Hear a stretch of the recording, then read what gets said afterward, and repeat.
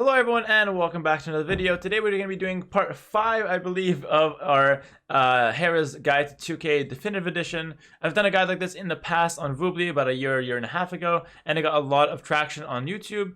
And people were asking me about an update, and here it is. So this is going to be the updated part to it. Right now we're at 1300 ELO, and we're going to be releasing these once a week to YouTube. And right now we have 1300 ELO, and if you guys are here, open your ears and listen up because we have some good tips coming your way. So for 1300 ELO, I have some tips that I've laid out here that I want to just quickly talk about before we hop into a game, and I can showcase these tips and what to focus on in the actual game. So for 1300 ELO, we're gonna go back to an archer build, but we want to just spice up the build a little bit. So we've done up to now straight archers, then we've done scouts and knights. Now we're gonna be doing archers, but before we get into archers, we're gonna do drush or men at arms before it. Drush or men at arms. Basically, the reason we mix in a little bit of infantry before going for the archers is just to buy more time to go into the archers and not get completely countered by skirmishers right off the bat. So it just gives you a little bit of a rush, a small investment rush to actually get up to the archers and not just go straight into them and get countered by skirms. All right, so I'm going to go ahead and update our little text here. I'm going to go straight to 1300, and that should be very, very nice. Cool, thank you guys for reminding me. So that's the first thing we're going to take a look at is that build order. And what do we want to focus on? We're going to focus on continuing to improve our build order. And this time we're going to add in one more thing. It's going to be learning to adapt. And the thing is, there's a lot of things to adapt from. Your opponent can rush you have to adapt to that. Your opponent is fully walled, you have to adapt to that. So I'm going to be talking about different points of the game, what you should do if these kind of things happen. We're going to play against the AI, so it's likely that these things won't happen. But I will definitely give you guys verbal advice on what to do if it does happen, okay? Next, we're gonna talk about starting to put more focus on micro and improve our game there. So up until now, I've showed you guys pretty much only hit and run with archers, only run around with scouts and attack other units. Today, or in this episode, I'm gonna be talking about unit formations, how to dodge other projectiles so you can take fights against counter units. So archers don't have to run away against skirmishers. You could actually out micro them if you know what to do. So I'm going to be focusing a lot on micro in these next few episodes and showing you guys how to actually effectively out micro opponent, because it's a very important part of the game. The next thing we're going to do is we're going to always click enemy units to see their upgrades. You have to focus on this. We're going to click our enemy units to see what upgrades he has. This tells us if we can take the fight or if we can't take the fight, and I'll talk a little bit about that in the game. In Castle Age, we're going to still keep it simple. Spend your resources on anything that makes sense. I'm going to add another line though. We're going to start expanding by adding more military buildings and use monks to scout the sides of the map, and use our military to scout the sides of the map. So again, up until this point, I've just been playing down the center in the Castle Age and Imperial Age. In this episode and the next few episodes, I'm going to focus on expanding and actually spreading out our economy, potentially adding in a 4th town center as well in the Castle Age. Okay, still keeping it simple. The goal is still to spend your resources, but I'm adding that next step to it. All right, very nice. That's all I've got for today in terms of verbal tips before the game. Let's go ahead and hop into another game versus the Extreme AI and see what we can do. Alright, I'm going to pick up another civ this time, and again, like I said, I suggest you guys stick to 2 civs, one for cavalry and one for archers. So with that mentality, we should probably be going back to Ethiopians just to see how we can play it differently by mixing in the men-at-arms now. That's going to be our archer civ, but again, feel free to take Britons if you want, feel free to take Japanese as your archer civ if you want to mix in men-at-arms. There's so many good options, just take one that you like and stick with it. I'm going to be sticking with Ethiopians personally. Very good. So all that's set up, let's hop into the game and see what I got going on for you guys.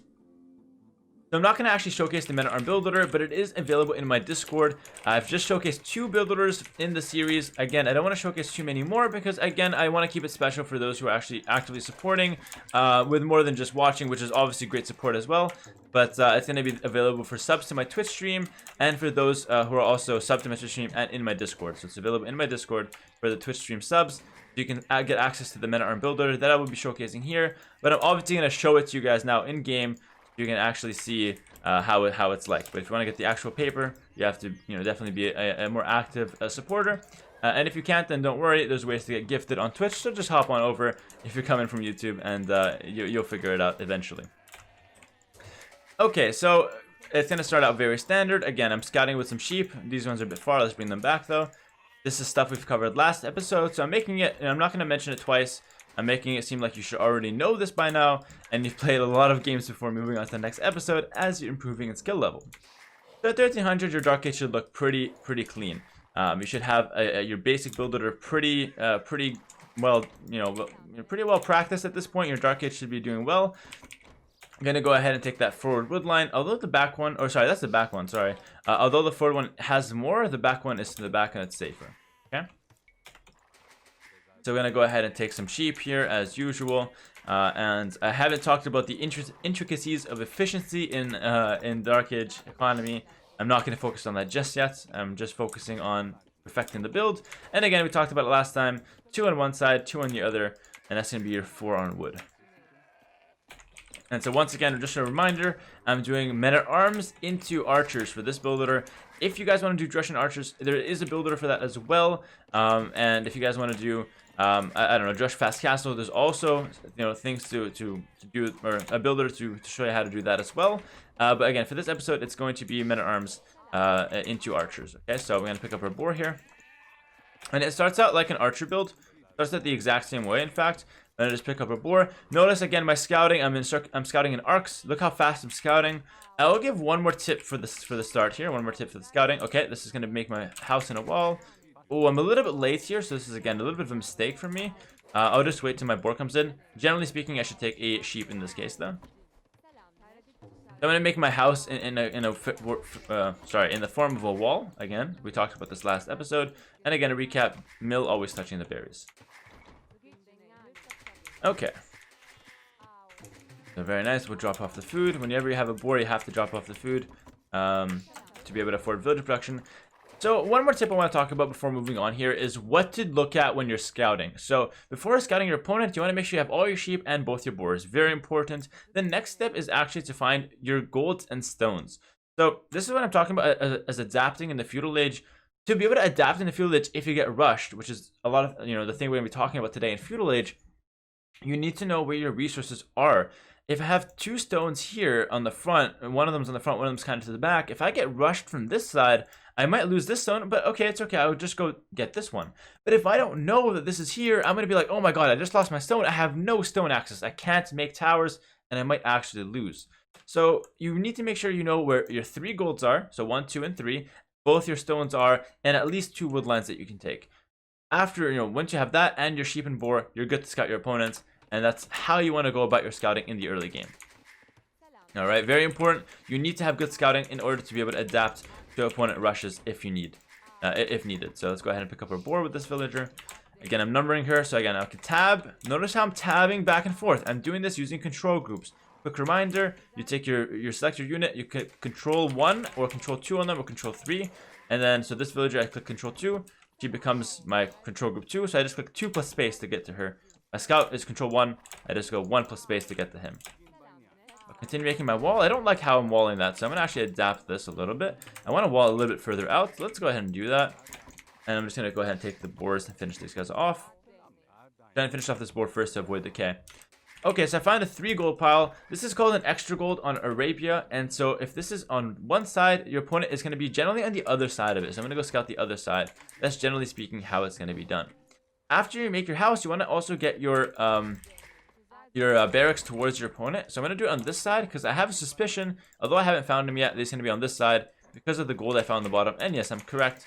He is indeed on that side. Next villager will go, sorry about that. Let's go straight to wood. I'm kind of messing up the builder a little bit, but that's okay. We're practicing. All right. Yeah, you can also double click 1 to go to the control group. I mentioned that in the first episode as well. First episode in which I talked about control groups. I think it was 1100 yellow. Okay. So yeah, that's 2 ways. Either you click 1 plus space or or double click 1 to get to the control group. All right, cool. So now I'm done the food, and look at this builder. It's a little bit different than the archer builder. We have the barracks earlier. We got 2 on gold actually, nice and early. And we're actually gonna have our barracks down earlier, 2 on gold earlier, and a villager making houses. And hopefully we can click up here. This builder was a bit tight because I kind of messed up earlier with the boar, but that's okay. And then after you get the gold done, you want to send, sorry, I should be only 3 villagers first to the wood. And now we're going to actually create the militia. And then quickly wall this up. And this is kind of an adaptation of the build. I don't tell where to wall, but Again, we're learning how to adapt, and my adaptation tells me that I should definitely wall this side because it's just such a small area. Start making your men-at-arms as fast as possible, and with your scouts, find a place that you can attack your opponent. I see a woodland right here, but that's not enough. I want to find another place. This is a good place to start. So as I'm making my militia, I'll think about attacking this area. Alright, good. So I'm making my men-at-arms. I'm making 3. And I want to find another place to attack, just in case he walls this or whatnot. I want to have a second, you know, a plan B. Okay, this is berries. That's a good plan B. So in case I can't find damage on the wood, I'll walk around and attack the berries. I know his town center is here. I'm going to avoid it. Alright, at this point, you want to see 2 farmers as well before you get your range down. And you want to make sure you have 5 on each woodline. 5 here and 5 on the other. And send your militia when you have 3. Start a field age. We're going to get the men-at-arms upgrade. And this will become a lot easier because we have Ethiopians, which give us 100 food, 100 free food, 100 free gold. There it is. Get a double bed X if you can afford it. With other civs, you probably can't afford it. And we're going to continue making farms till we have 4 farms. And then we'll get our range down. Alright. Again, this is made a little bit easier because we have Ethiopians. I'm aware of that. Other civs will have other bonuses. Alright. I'm going to attack here. Very good. And actually, wait, hold on. Before I attack this, I'm wasting time. Notice how I have the militia on box formation. That's not that important right now. I'll explain. Basically, box formation keeps them tighter together. But I have both my scouts and my militia. I'm going to put them on stand ground in a second here. The reason why you have to have your units, at least in the early game, your melee units on stand ground, is because they target only the one villager you've selected. If you have them on aggressive, sometimes they attack other villagers and you split your damage. Now guys, what's better? Is it better that I kill my opponent's villager? He's got 2 villagers. I kill one and the other one's on 40 HP. Or if I damage both of them to 1 HP and kill none. What's better? Well, killing one villager is way better than hurting both of them to 1 HP and then they get away. Because a 1 HP villager gathers resources at the same level or the same rate as a full HP villager. So hurting villagers doesn't do a whole lot. Killing villagers and idling eco is what we want to do. So going on stand ground to focus only 1 unit, very important. And again, this is micro tips I'm talking about. This is how you micro. It's not the fancy splits that you see on streams to counter mangonels. This is micro. Using the military stances and the formation to get extra damage out. Let's go ahead and do this now. I'm going to focus just this 1 villager. Alright, and we'll block him with the scout. Block him with the scout. Very nice. 1 more villager. Alright, if he tries to run away, we'll block him. There it is. We'll block him with the scout. And the men-at-arms can hit him. There it is. A very simple micro here. At home, we want to make sure our economy is not completely a disaster. We'll continue moving around the men-at-arms. And I'm going to continue going with the builder. At home, this is all stuff that's from the builder. So if you don't understand what's going on, practice the builder and you'll see exactly what I'm doing. It's pretty much neck and neck.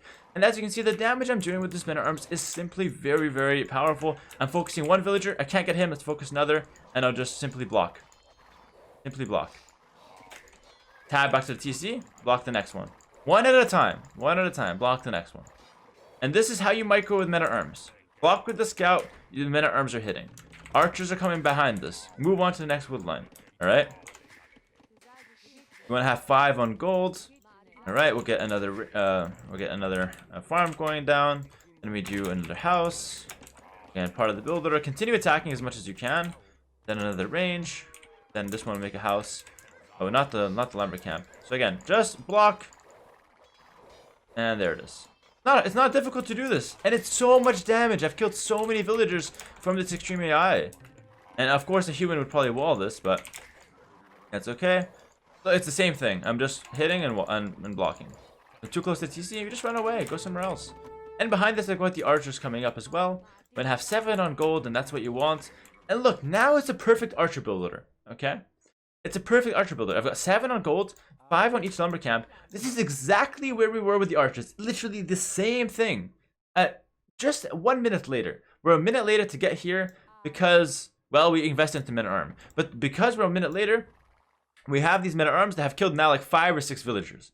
So you guys see the purpose of this men-at-arm rush. To attack your opponent, give you time to transition to archers. Now it's a standard archer rush, but instead of being a minute faster with the archers to have like 2 more archers, we have the men-at-arms that are able to do damage before the archers come out. So it's a punch before the actual strategy comes out, basically. Alright? Just figured I'd take some time to explain this. Alright? Because now it's exactly an archer builder. It's exactly it. It's like literally the same. We're gonna also work on walling our map, so we can wall like this towards the end. We'll obviously take some time to do that now. All right, house and blacksmith. There it is. And again, I'm just following the build order with what buildings I'm making and when. All there. It's all there. Continue making some farms. And now, my men-at-arms are still alive. In a real game, they might be cleared up.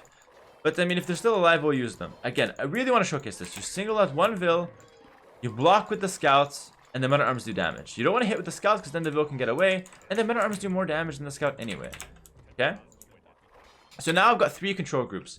My militia, control group 2. My scout, control group 1. My rangers at home, control group 3. Okay? Look how fast I will tab between them now. So, militia, scouts. Rangers. Militia, men-at-arms, scouts. Both, rangers. Make sure everything's producing. Cool. Idaville, nothing. That's how you generate speed. Okay? And again, I'll say the same joke I made last time. I don't have a third hand. Pros don't have 3 hands. We just have muscle memory with these hotkeys. Alright? So again, I'm using my control group 1. Jumping between them. Very nice. Killing it. Let's go. Jump back to the TC. And we're generating a lot of speed now. You guys see the speed is increasing as I'm going along this this guide. I'm bumping up my speed just to show the ceiling. Again, we'll focus one guy. Let's focus him. Okay. Oh, I messed up my blocking there. There it is. Go back. Next one. Constantly making units. You can click 3. I'm clicking 3 once just to select the archer ranges and then make units using multi-queue. Alright, now he's got archers. Let's go back. We have even more archers. We'll get fletching and move out with the next attack. Alright. Constantly making farmers at home. And again, this build is looking really clean. Wheelbarrow will be done around 16 minutes as well, which is around the time our berries will stop being used as well. Okay. So, okay, we'll continue walling. Notice I'm walling all the while as well. And now I've got the archers here. So now I can change my control groups. I'll make all of these guys control group 2. I'll make my archers control group 1. Alright? I'm going to make an archers on stand ground. One more pause just to explain this. Again, I'm focusing a lot on micro. A lot on micro here. Archers and range units almost always go on stand ground, sorry. Always go on stand ground. The reason is there's a few reasons. If you leave stand ground archers here, right here, and they're attacking villagers that are moving towards the town center, they will never chase. So you'll never have any risk of going into the town center, okay? So the problem with this is if you have an aggressive, if you have them on aggressive stance, they'll chase into the town center and they'll get shot at, and you'll lose like half your army before you react, most of the time. If you have stand ground, they'll just stand there, shoot, and then when the units are out of range, they won't chase. It's a lot better. It's a lot better to have your archers at doing that, not chasing, than just chasing without you telling them to do it. It's just how you control your military. All right. Let's continue going here. I've got my archers now. My men-at-arms are still alive. If they are, you can continue using them. And again, let's fix our economy here. We seed farms with as much as we can, and if we can't, we send them to wood. The same thing every time with the build order. Let's continue moving here. Stand ground for these guys. Stand ground for these guys. Stand ground is very important in early game. Very, very important. Aggressive stance is important in Castle Age. Oh, we need some houses here, so let's continue making houses here. Alright. And again, I'm well aware that I'm playing above the level of a 1300. I'm not saying that a 1300 will be able to do this, guys. I'm just saying this is what you should focus on as a 1300. Try your best to imitate what I'm doing here to your level. Okay? I'm obviously still a 2k something playing here. I'm not going to simply go down, down ELO just to showcase this. But again, the idea is the same, right? You move around, we fix your eco at home. These guys should go towards the golds. Again, that's just part of the build. And now let's click up. There it is. Once you run out of farms, you send a few of them to woods. And yeah, we'll just continue fighting. Okay. So I talk about checking your opponent's upgrade. Look, I clicked his units. No fletching. I have fletching. I have an extra range. He can not hit me, and I can hit him from a range further.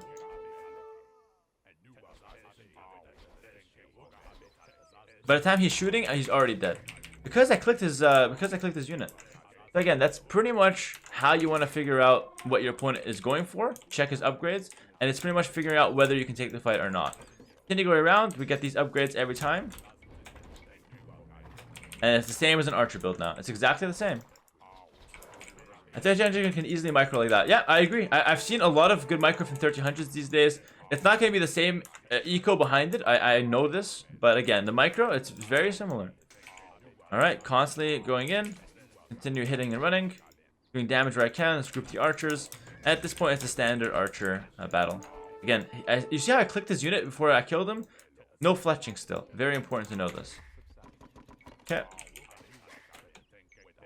Yeah, fletching provides 1 extra range and 1 extra damage, so it's a very important tech. I'm not sure whether my villager went there. I want him to continue making houses. At this point, in castlage, I'm going to need a sandy as well. So if they're missing fletching, it's a very big, big problem. Even if they have skirmishers with no fletching, they can't counter your archers. Alright, and now let's just go ahead and close the game out. You see how aggressive this build was? With just a good micro, we're able to completely destroy our opponent. We get castlage, we get our upgrades, and he's actually going to call the GG here. Alright. A little bit of a quicker episode. That just shows you the power of men-at-arms. Men-at-arms can simply make your opponent resign much faster. I was actually open here. I should have checked. That's my fault. But men-at-arms will actually get you a powerful opening. It's a more powerful opening. It's harder to do. That's why I tell you guys to do it only when you're 1300 and you already practiced the basic builds from before. But if you can pull this off, the power is just so strong behind this. And if you can master this build order, you can do this to your opponents here. It takes a lot of practice, but you can definitely do this. And the counter to the strategy, is your opponent doing the same thing, or your opponent going scouts into skirmishers, which I'll show next episode. Okay, so just a quick recap here. We talked about upgrades, checking opponent units to check for upgrades. You could even check their buildings. Look, no fletching because he's not getting an extra damage. Town centers don't get extra range though, so don't get fooled by that. At least they don't get extra range from that upgrade. And then just microing your units, keeping the scout to block. Control groups to have your armies on control groups and your military production on control groups. It's a very, very useful tip to play faster. Stand ground and unit formations is used for micro as well. It's not just the fancy split micro that you see on streams these days. I'm going to end this episode here, but one last point to make. This is how I do my control groups. My main unit is going to be on control 1. As you can see, my main unit was the archers here. With an extra, or with a good mass of archers, it's going to be my main unit. That's the builder is called that, men-at-arms archer. So when I have archers on the field, that's going to be my control 1. Control 2 is going to be my secondary units, so the men-at-arms I have left over, for example. And then control group 3 is going to be my military production building that I use the most. So that's going to be the archer range. I'm not using my barracks, so I'm not going to go ahead and get that on a control group because I don't need it right now. And that's how I'm able to play so much faster. Just jump between literally everything. And then obviously tab back to my town center. Okay? I sometimes hockey my scouts, like when I had the men-at-arm rush. So when I had just the men-at-arms, my scout was my main unit, control 1, because I was blocking with him. And my men-at-arms, my secondary unit, was control 2. Okay? So again, I changed my control groups throughout the game, but that's my general rule. Main army goes on control 1, secondary army on control 2, and your military production building on control 3. Learn it now, learn it forever.